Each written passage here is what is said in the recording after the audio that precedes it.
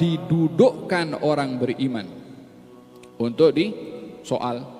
Allah Subhanahu wa taala berfirman dalam Al-Qur'anul Karim, "Wala nas'alanna alladhina ursila ilaihim wala nas'alannal mursalin." Kami Allah akan menyoal kepada setiap kaum yang kami utus kepada mereka rasul, dan kami juga akan soal rasulnya. Di antara soalan adalah soalan di kubur. Kata baginda Rasulullah SAW, kamu semua akan terkena fitnah di kubur. Yani fitnah kubur ini adalah maksudnya adalah soalan mungkar dan nakir kepada seorang yang masuk dalam kubur.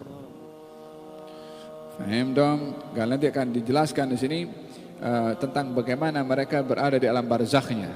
Didudukkan. Yani bila mana orang sudah selesai, pengemudian orang sudah meninggal dunia, baginda Rasulullah SAW bersabda, "Istaghfiru li akhikum was'alu lahu tathbit." Mintalah kamu ampun kepada Allah untuk saudaramu. Allah maghfir li fulan, Allah maghfir li fulan. Itu minta ampun kepada Allah untuk fulan yang meninggal dunia.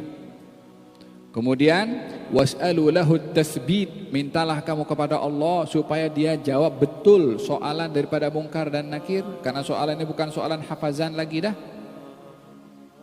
Bukan lagi hafazan. Jangan pula nak bawa kertas dalam kafan situ nak tengok macam mana marabbuka man nabiyuka. Masih. Tak ada nak cheat masa itu. Faham tu? Sehingga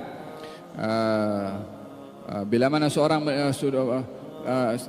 Sayyidina Amr ibn al-As mengatakan, kalau saya meninggal dunia, maka duduklah kamu di samping kubur saya selama mana kamu menyembelih kambing dan mengagihkan daging-dagingnya. Yani ditentukan masanya.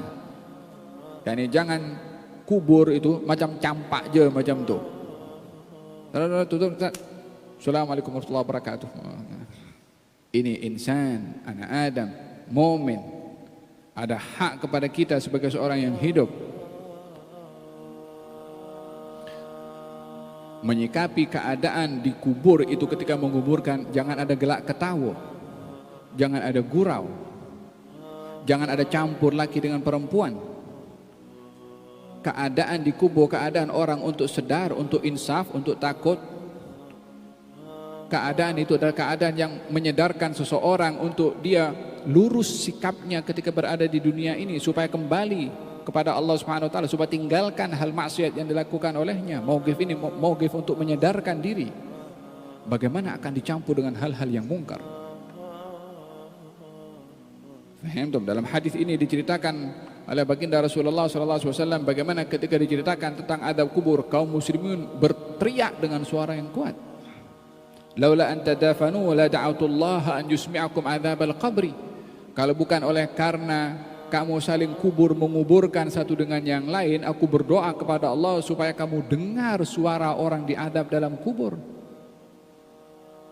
Yakni telinga ini ditutup oleh Allah, rahmat Allah, telinga ini tak boleh dengar suara adab kubur.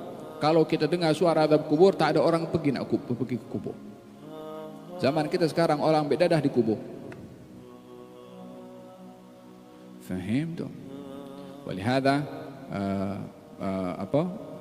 baginda Rasulullah bersabda tentang kubur ini, tempat persinggahan pertama menuju al-akhirah.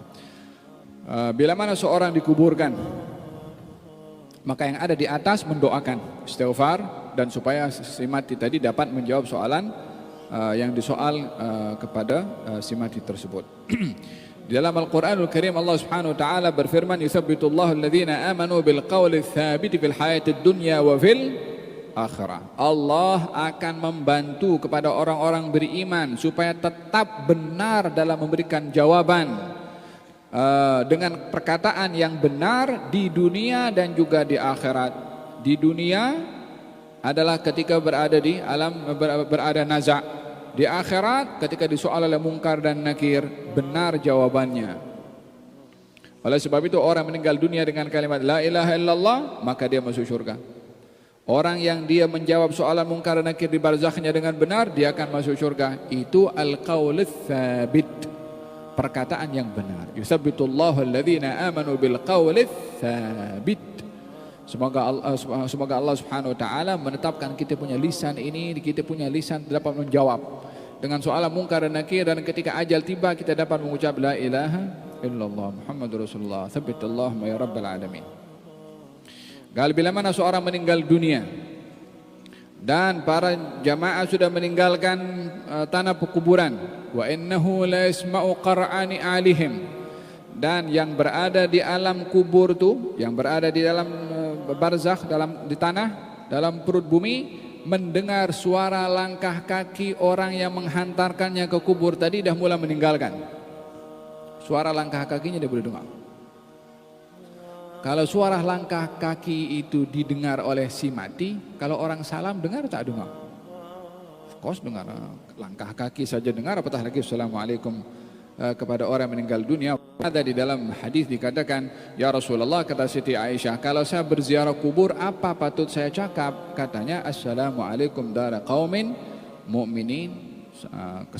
Salam untuk kamu wahai rumah orang-orang yang beriman. Kamu yang mendahului kami, kami akan menyusul kamu kemudian. Semoga Allah mengampunkan kami dan juga kamu. Adab ketika menziarahi kubur. Faham tom? Baginda bersabda, bila mana orang meninggal dunia lalu akan didudukkan, yakni ruh akan dikembalikan dan juga akan didudukkan. Dikembalikan macam mana dikembalikan ruh? Ketika turun firman Allah Subhanahu wa taala, "Yutsabitullahu alladziina aamanu bil qawli tsabit fil hayatid dunya wa fil akhirah." Diceritakan di situ satu hadis oleh Nabi sallallahu alaihi wasallam, orang kalau meninggal dunia dikelilingi oleh malaikat. Malaikat akan ramai turun. Malaikat ini ingin mengiring ruh yang ada dalam jasad kita. Karena ruh ini adalah rahasia Allah pada ciptaannya itu manusia, di mana keistimewaan manusia berbandingkan kepada alam semesta ini adalah ruh yang diberikan oleh Allah kepada manusia. Disandarkan oleh Allah tentang ruh ini kepada zatnya yang maha tinggi.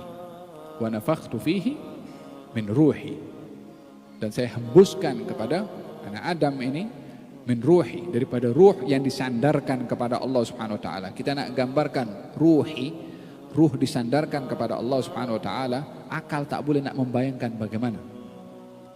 Karena terlalu tingginya ingin memahami makna ruh yang ada dalam kita punya badan disandarkan kepada Allah Subhanahu wa taala yang maha agung. Datangnya ini ruh dari Allah dan kembalinya ini ruh juga kepada Allah. Oleh karena mulianya ini ruh, tak kira ruh siapa, ya, tak kira ruh siapa. Manusia hidup dengan ruh, beriman tak beriman, yang menjadi kehidupan orang itu bergerak adalah ruh, rahasia yang Allah Subhanahu wa taala letakkan kepada badan seseorang itu. Sehingga bila mana dia meninggal dunia, malaikat datang mengelilingi orang yang nazak tadi, menunggu ruhnya itu untuk disambut. Faham dong? Yang terakhir akan berada di kepala sini, akan mencabut itu ruh daripada kaki satu demi satu keluar sampai terakhir adalah tenggorokan dan juga mata. Idza qubidar ruh tabi'ahu al-basar. Kalau ruh dicabut diikuti oleh mata. Mata ini kan tengok kemana perginya ruh, dia pun dah tahu. Faham dong? Orang yang meninggal dunia itu dia sudah tahu tempatnya di mana sebelum jasadnya dikebumikan. Idza qubidar ruh tabi'ahu al-basar, diikuti oleh mata. Kemudian kata baginda Rasulullah sallallahu alaihi wasallam menceritakan tentang hadis ruh itu bila mana sudah keluar, sempurna keluar daripada tubuh badan manusia, akan dibawa oleh malaikat naik ke atas sampai ke langit yang pertama. Diketuk pintu langit yang pertama, karena langit juga ada pintunya dan ada penjaganya. Ditanya oleh penjaga pintu langit yang pertama, siapa?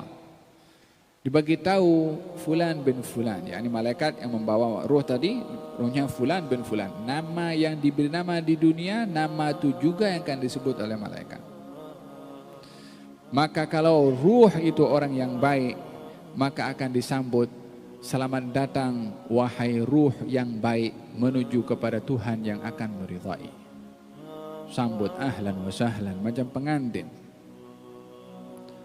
Digiring oleh malaikat yang tak pernah bermaksiat, yang tak pernah melanggar perintah Allah, makhluk yang suci, mengiring kita punya ruh. Ianya adalah memberikan gambaran bagaimana hebatnya ruh yang Allah letakkan dalam kita punya tubuh badan, dan sejauh mana manusia menghargai ruh yang disimpan dalam tubuh badan kita ini. Kalau melihat iringan malaikat sekian ramai mengiring ruh, ini adalah satu perkara yang amat luar biasa tentang kedudukan ruh. Tapi adakah manusia sadar tentang mulianya ini ruh yang ada dalam kita punya badan? Adakah dijaga ruh ini dengan ketaatan sehingga dia bersih selalu, atau dikotori dengan maksiat?